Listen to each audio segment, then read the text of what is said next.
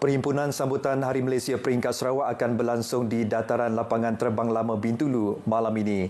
Abang Iskandar Shah Abang Rosli di Bintulu ada laporannya. Teruskan Iskandar. Baik, terima kasih Buma. Tinggal beberapa jam sahaja lagi sambutan Hari Malaysia Peringkat Negeri Sarawak 2025 akan berlangsung dengan penuh semangat patriotik melibatkan pelbagai agensi termasuk Jabatan Penerangan Malaysia Sarawak. Bagi mengulas lanjut bersama-sama saya ketika ini Puan Ros Alizawati binti Nur Aziz, Ketua Penolong Pengarah Bahagian Perkhidmatan Komunikasi dan Pembangunan Masyarakat JAPEN Sarawak yang terlibat secara langsung dalam penganjuran program pada malam ini. Assalamualaikum dan selamat petang. Waalaikumsalam warahmatullahi wabarakatuh. Selamat petang.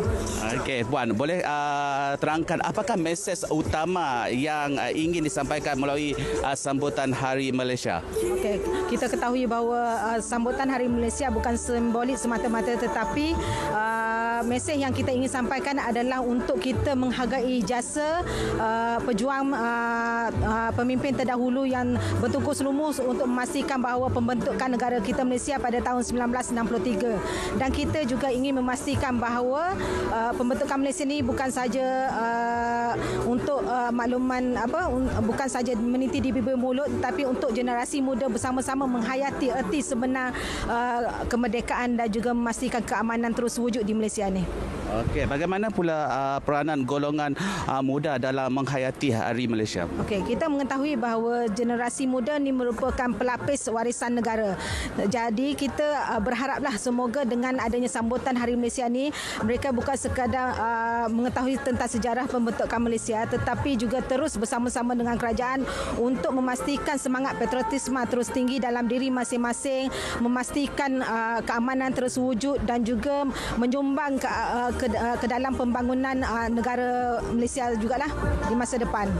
Okey, apakah harapan Puan sebenar Hari Malaysia tahun ini?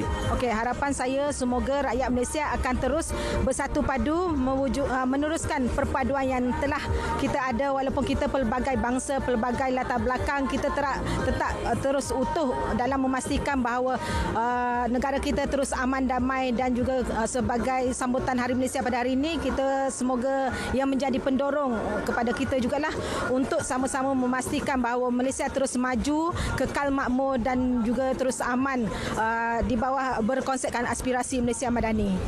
Okey, terima kasih Puan atas perkongsian itu tadi.